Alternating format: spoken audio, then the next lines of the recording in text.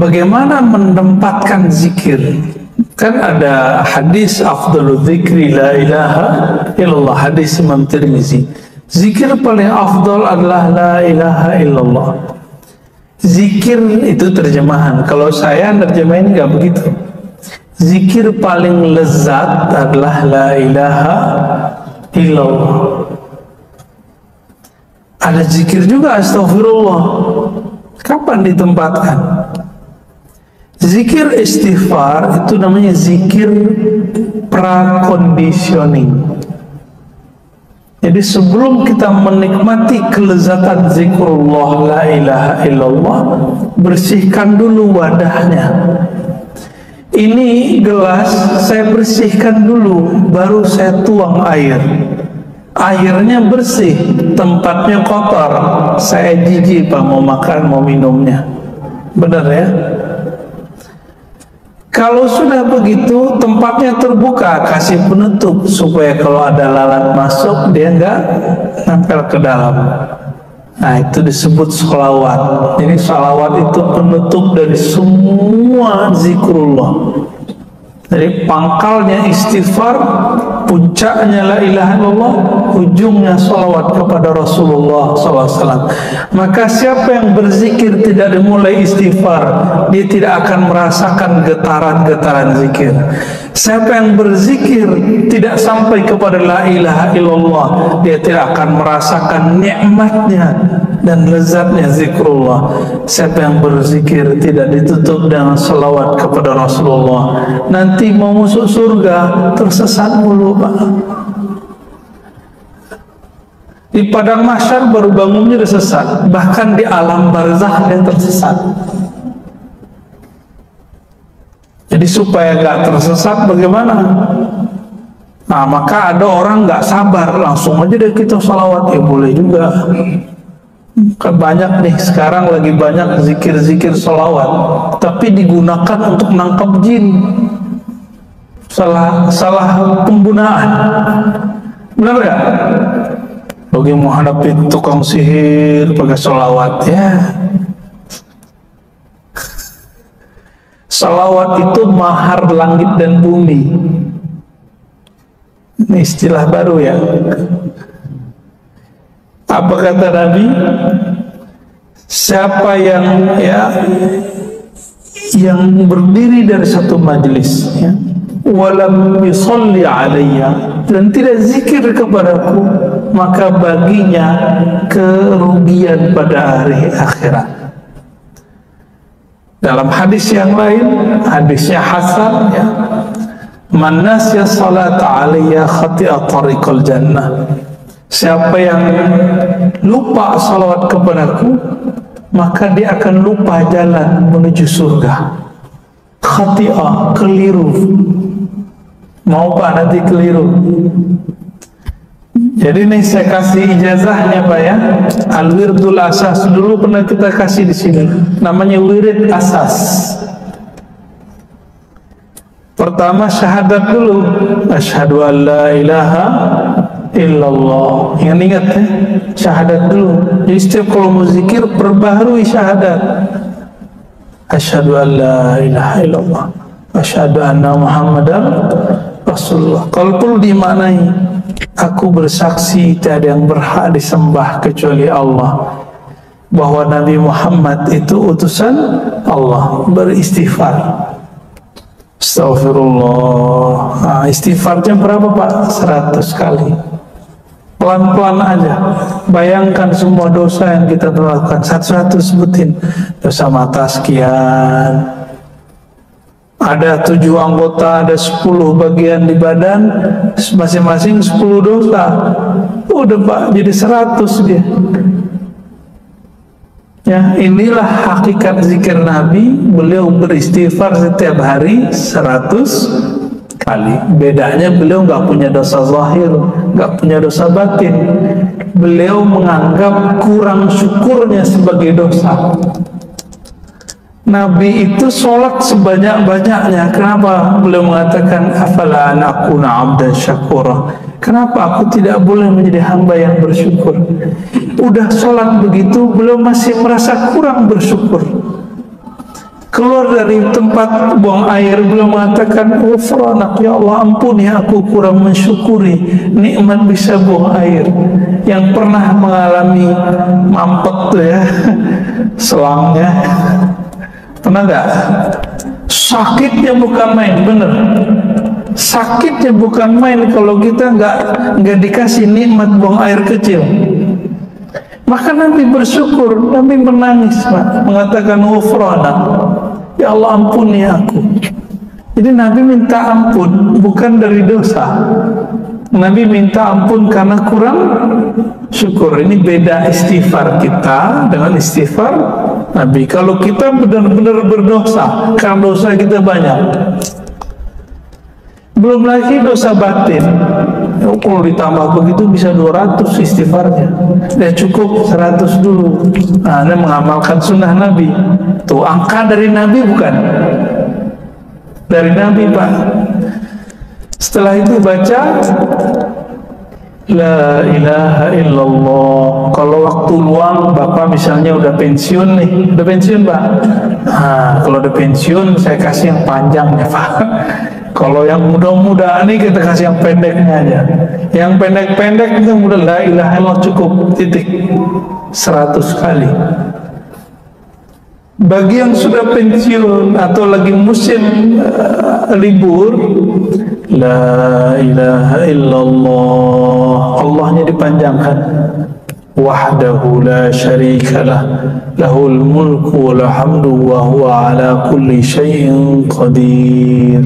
Di makna itu lahul mulku wa lahul hamdu, miliknya lah semua kekuasaan, semua kerajaan, miliknya lah semua pujian.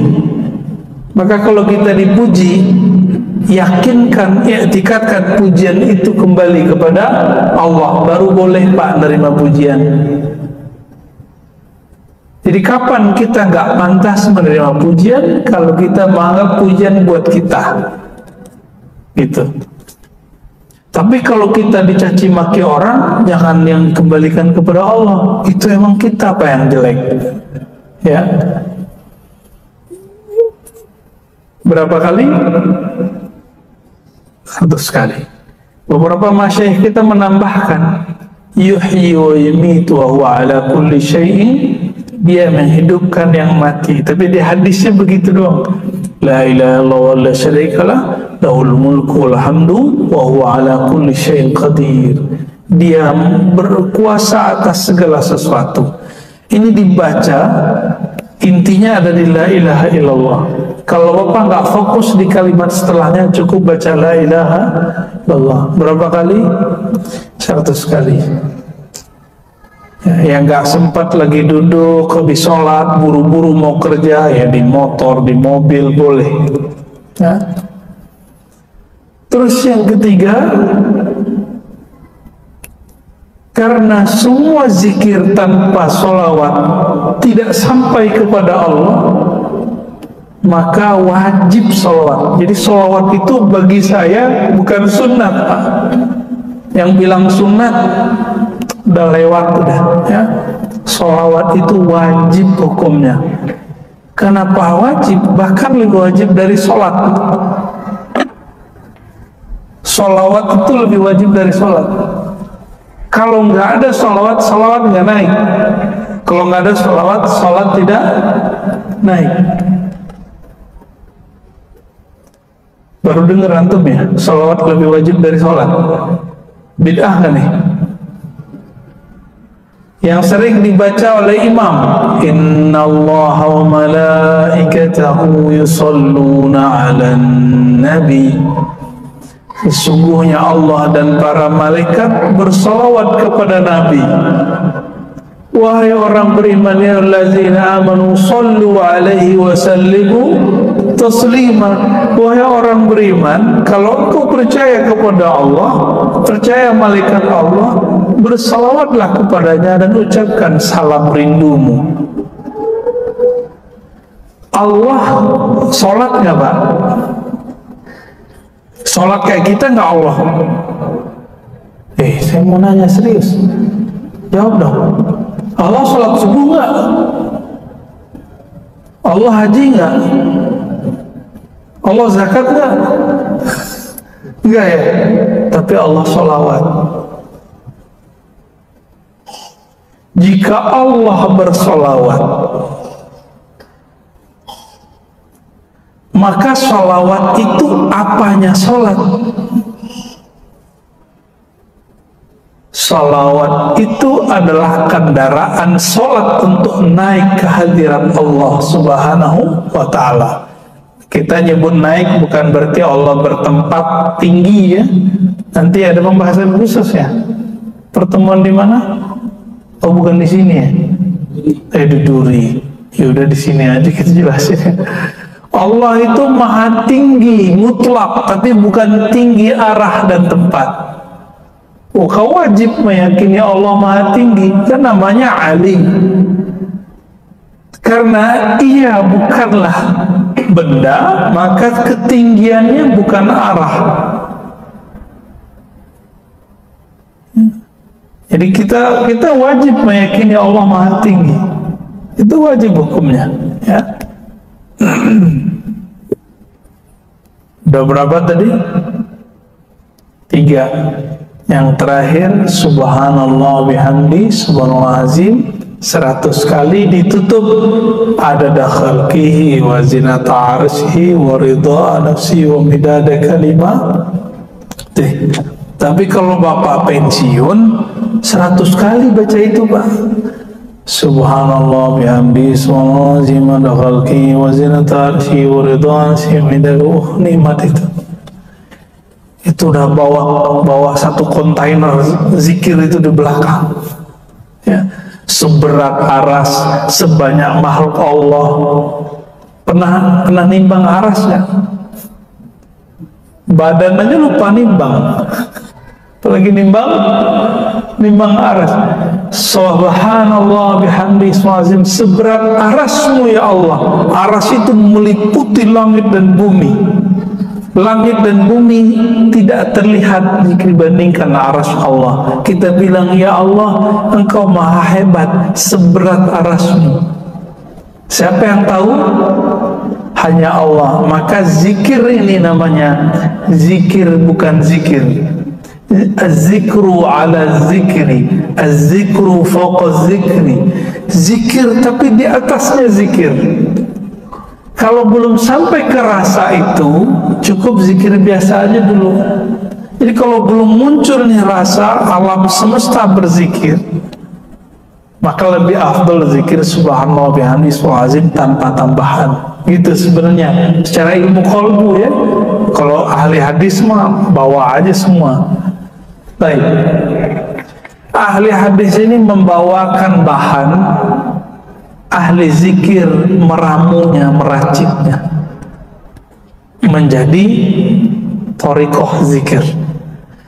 Ahli hadis bawa riwayat, ahli fikih meramunya menjadi hukum.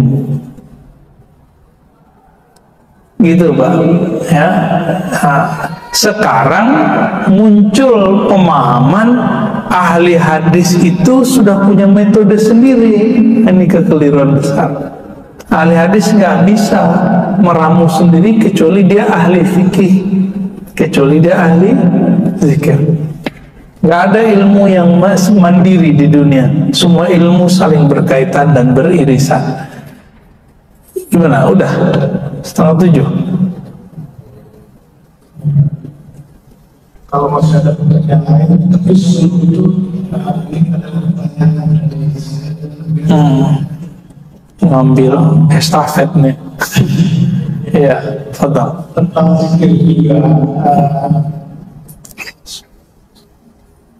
Bagi kita awam, mungkin kita mengambil zikir itu yang ada yang pasti. Namun zikir yang dari para ulama yang sangat meninggal. Kita kan begitu tahu dengan zaman sekarang siapa yang sangat meninggal. Yang pertanyaan saya, apakah kita termasuk bersalah andaikan kita dengar hanya dari online, dari TV atau dari selama umum di apa namanya ya di forum yang kita tidak kenal dan langsung berjumpa dengan guru atau masih bersanad. Iya bersanad tapi online. Sanad online. Sanad juga Pak. Anak kita sekolah online, sekolah offline, beda nggak hasilnya? Beda efeknya? Kalau sekolah online, itu tengkar mak-maknya dahsyat sekali. Ayo deh, adanya masih beda. Itu semua mak-mak mengalami hal itu. Ya, dia kira anaknya kok bodoh, padahal semua anak begitu. Di dalam diri kita, kalau kita ngaji online, Bapak akan berurusan dengan itu, Pak. Ini bener gak ya, bener gak ya, begitu. Itu berkelahinya dalam diri. Tapi kalau ketemu guru yang mumpuni, hilang semua itu. Karena dalil itu ada pada diri guru. Dalil yang hidup namanya guru yang bersanad. Dalil yang tertulis kitab. Ya. Jadi sebenarnya kalau ada guru kita bersanad itu lebih afdol daripada lembaran-lembaran kertas. Kertas ini kan mati Pak. Kertas-kertas zikir itu. Ada nyawa nggak kertas itu? Nggak ada.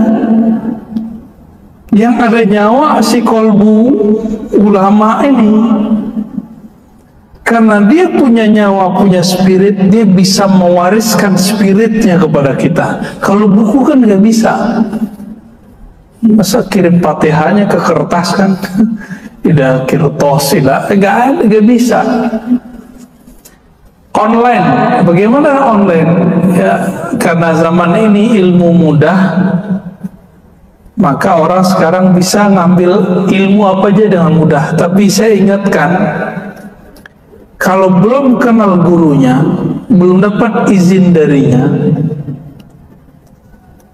terus ngamalin zikir via online, yang zikirnya bukan diambil dari Quran dan Sunnah, saya khawatir baru cerita khodam-khodam tadi itu terjadi. Dan ini sudah banyak di YouTube tuh, zikir kulhu geni, ijazah ya mahar sekian, zikir ini zikir aneh-aneh zikirnya ya. Akhirnya apa yang terjadi? Nggak satu dua yang udah mulai begini ya, karena nggak ada yang guidance. Orang di guidance aja belum tuh lulus, gimana yang sendiri? Jadi umur Bapak berapa Pak? Maaf nih, 6, 8. Udah wajib Pak. Udah wajib belajar zikir dah. Jangan online lagi. Cari gurunya, minta bimbing. Ustaz, Kiai, Syekh, bimbing saya. Gitu. Ya. Mau sampai kapan lagi? Emang jamin nggak kena corona habis ini? Kan nggak juga, kita nggak tahu. Minimal kita punya garansi bahwa zikir kita bersanad kepada Rasulullah SAW. Jadi bolehkah lewat online? Boleh jika zikirnya yang zikir yang umum, Ratibul Hadar, Ratibul Atas, zikir-zikir yang biasa-biasa. Tapi kalau zikirnya namanya aneh-aneh, paling namanya ke bahasa lokal, tolong jangan diamalkan. Karena iblis itu Pak, nama aslinya kan Azazil. Itu tadinya ahli zikir. Azazil ini dulu yang jaga surga dan dia ibadah di surga.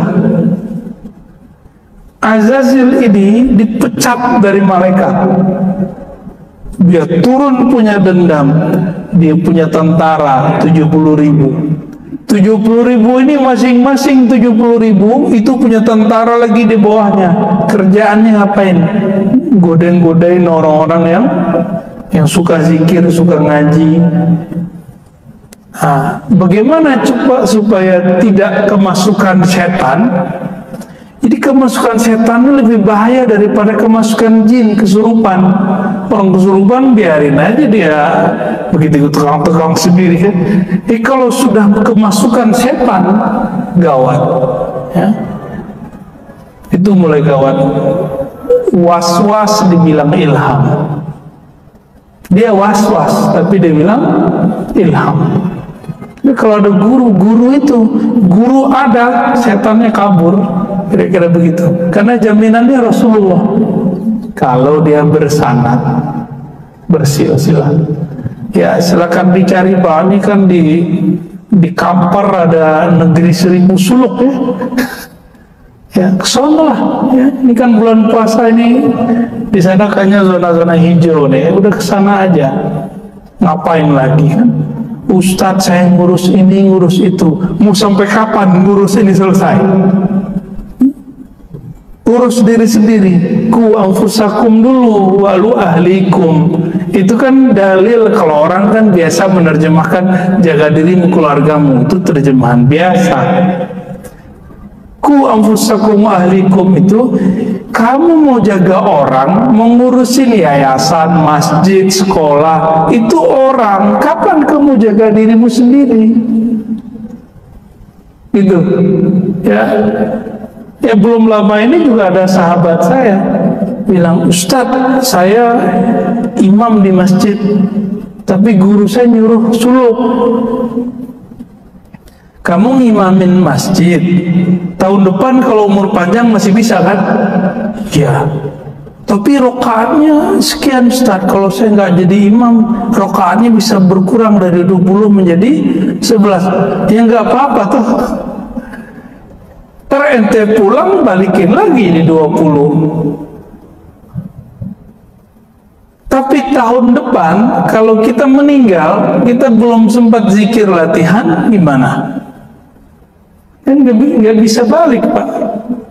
Farji'na na'mal sholihan. Semua ruh, semua jiwa itu meratap ketika dikuburkan.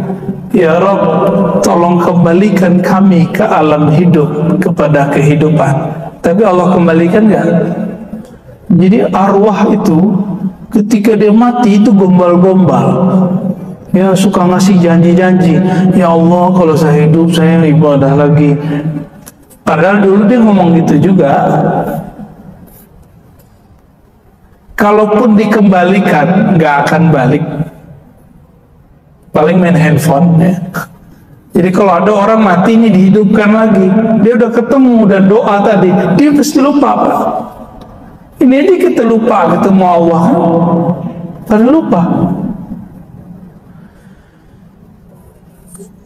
Jadi silakan amalkan yang umum-umum Pak, yang dari Quran Sunnah, tapi untuk masuk ke kolbu itu mesti dari kolbu.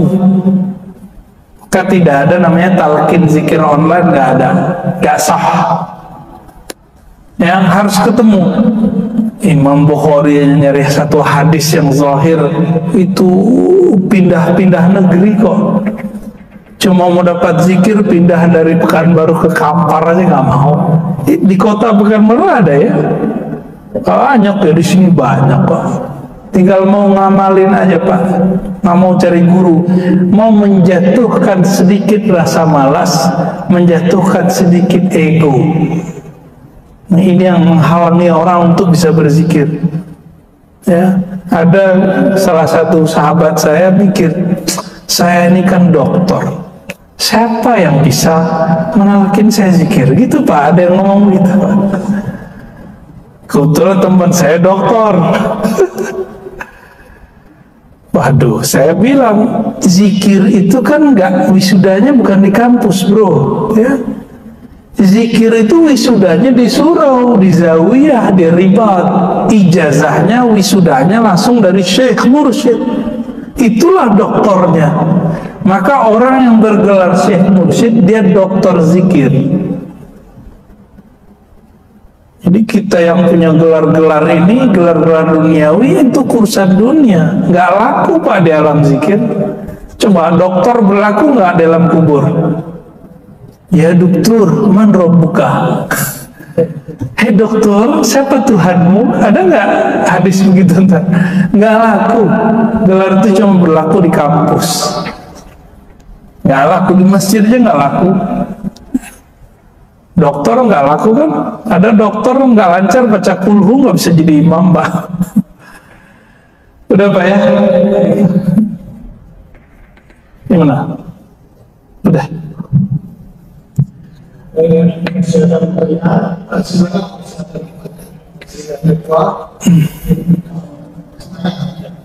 Ya, udah ringkas pertanyaannya.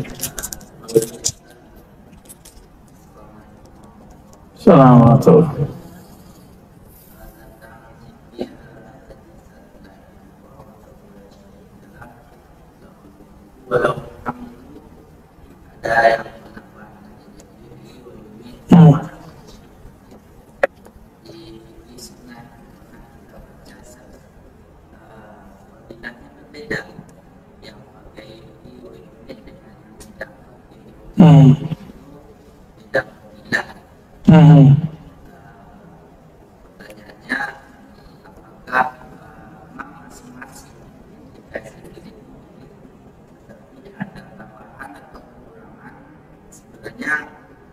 Atau fadilahnya berbeda,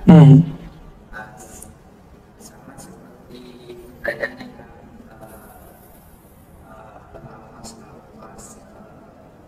aktivitas kan banyak yang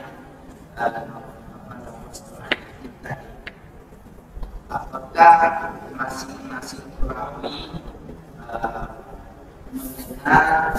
mendengar meditasi dari Nabi Sallallahu Alaihi Wasallam seperti kita dengan banyak tersebut, atau itu tergantung kepada kekuatan perawi sendiri atau kekuatan sahabat sendiri kepada mereka sehingga itu disampaikan kepada kita. Sehingga kalau kita mengampungkan yang semua boleh, atau sebenarnya tidak boleh. Ini dibaca khusus niatnya tidak yang satu lagi yang seperti ini yang ada tertentu atau yang tidak tertentu pertinanya beda lagi, itu khasiatnya beda lagi. Baik. Ya, dua-duanya benar Ustaz. Ya. Jadi Nabi kasih contoh, man qala la ilaha illallah wahdahu la syarika lahu lahul mulku wal hamdu wa huwa ala kulli syai'in qadir. Lalu ada tambahan yuhyi wa yumiit. Al ajru ala qadri ta'ab, begitu kaidahnya. Diambil dari hadis Abu Daud tentang kisah Sayyidah Aisyah.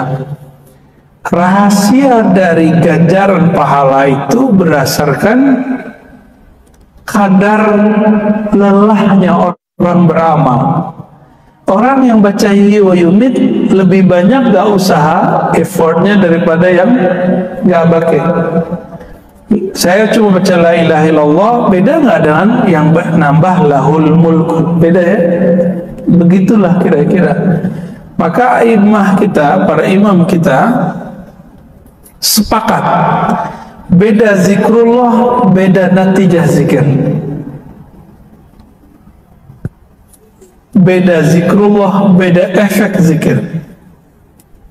Maka zikir yang ada istighfarnya, astaghfirullah, dengan zikir yang cukup Rabbighfirli, itu beda efek di kalbu.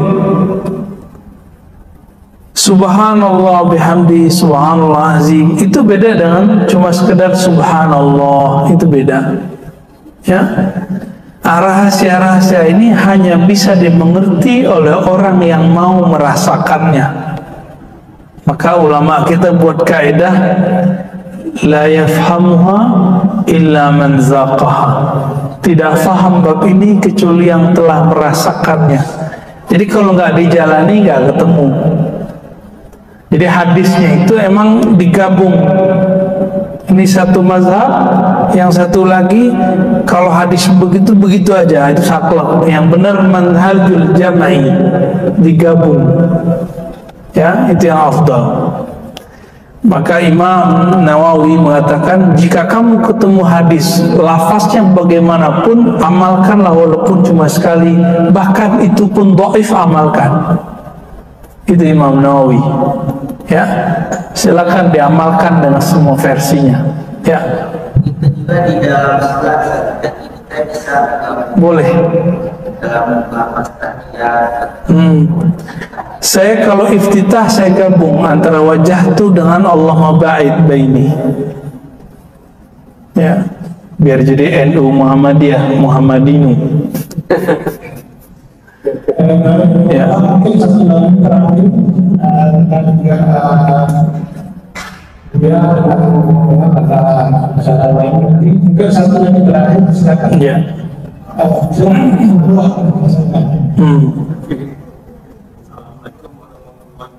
Assalamualaikum.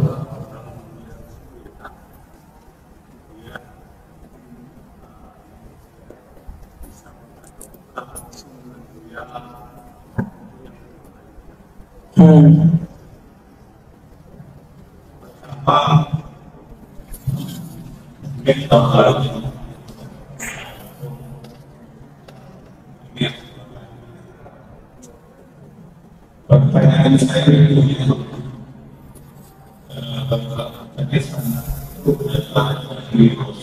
Sallallahu alaihi wasallam.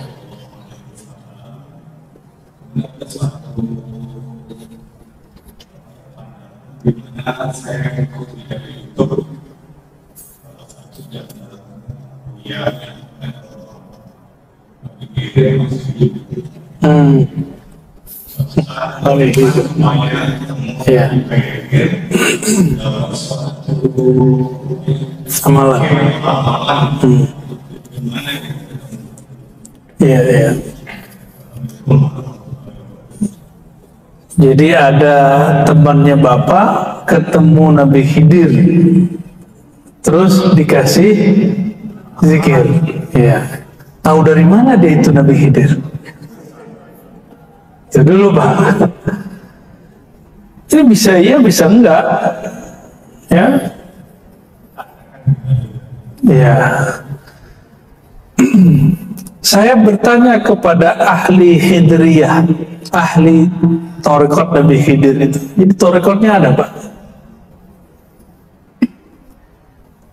Kalau kita mengalami kejadian ini, tahu dari mana kalau ini beneran Nabi Khidir atau itu setan?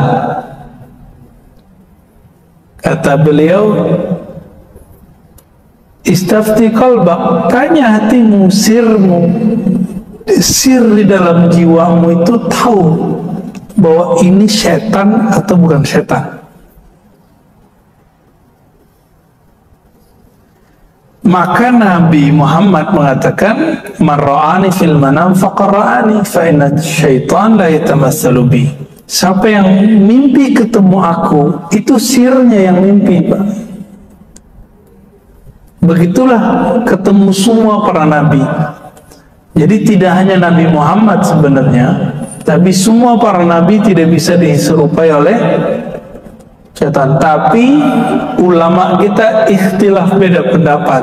Apakah setan bisa menyerupai wali? Yang benar bisa. Jadi setan bisa menyerupai wali, tapi tidak bisa menyerupai nabi, kecuali ulamanya kita tahu namanya dan ulamanya pewaris dan kita bersanad kepada ulama tersebut, insya Allah itu garansinya. Bagaimana dengan Nabi Khidir? Nabi Khidir ini kan gurunya para nabi. Nabi sudah nggak ada, maka sekarang dia jadi gurunya para wali. Kalau calon-calon wali itu beruntung dia ketemu Nabi Allah Khidir.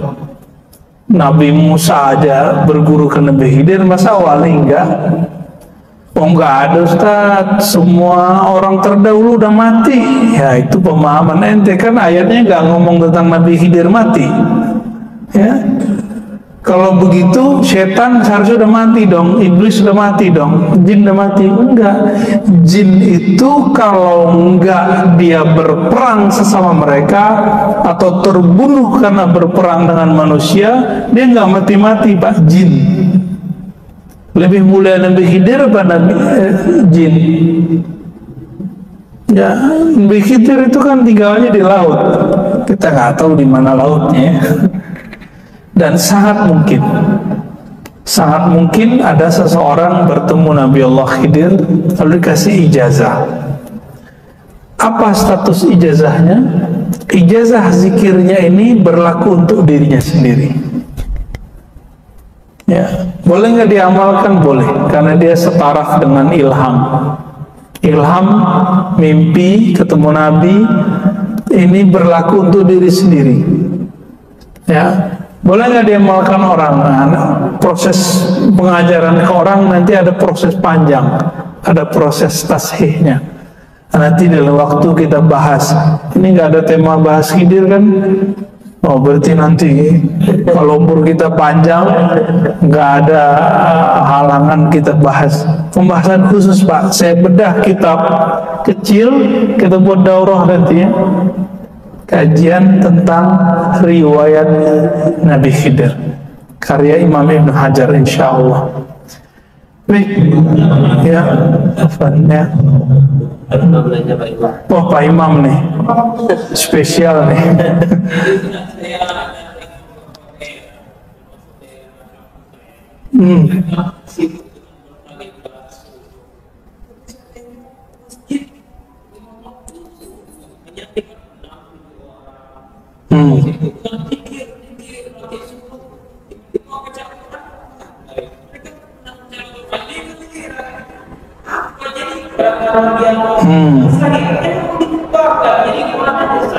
Itu salah tarekatnya atau salah dia?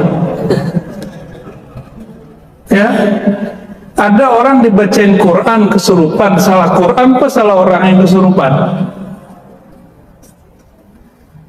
Di kampung Bapak, Pak Imam, orang bertorikot jarang ke masjid. Di kampung saya kebalikan. Ya, di Jawa, di tempat di Jakarta, orang baru dapat roti itu rajin sholat. Jadi itu urusannya bukan torikot, urusannya orang ini diajarin ilmu zikir, tapi dia nggak diajarin ilmu fikih. Maka PR kita Pak Imam ngajarin jamaah. Jadi Pak Imam harus pulang kampung sekali sebulan ngajarin jamaah. Jadi harus belajar zikir juga biar dia percaya bahwa Pak Imam ini bukan jamaah yang nyusup, bukan ustadz yang anti dengan mereka. Ini survei, saya kan dari kecil sudah hidup dengan mereka. Kemudian baru ikut macam-macam aliran.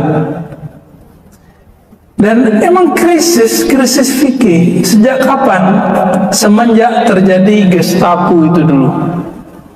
Jadi ketika dulu masa PKI itu Pak, kan nggak boleh orang ngumpul-ngumpul.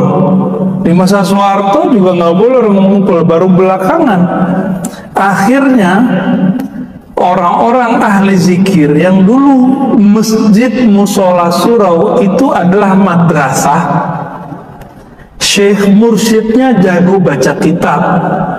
Kalau nggak jago baca kitab, dia punya khalifah yang jago baca kitab.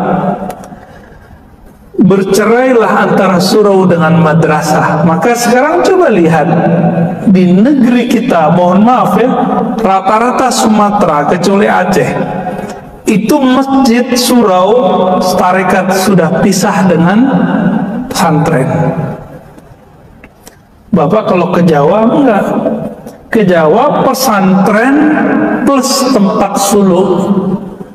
Jadi ahli zikir ini enggak jauh-jauh dari ahli kitab, enggak jauh-jauh. Ini kurangnya kita Pak. Ya, ngakulah antum punya ijazah macam-macam yang orang bertorikot, tapi ngaku aja bahwa kemampuan berdalil kurang. Dan saya langsung nanya, bahkan banyak yang langsung datang mursyid thariqat masih meragukan dia apa yang diamalkan, udah berijazah. Kenapa? Cuma diajarkan zikir tapi tidak ajarkan fikih. Jadi PR kita Pak Imam, semoga nanti bisa menyadarkan kita semua nih, ya. Semoga belajar fikih, belajar zikir bisa berjalan beriringan, ya. Allahumma salli ala nabiyina Muhammad. Assalamualaikum warahmatullahi wabarakatuh.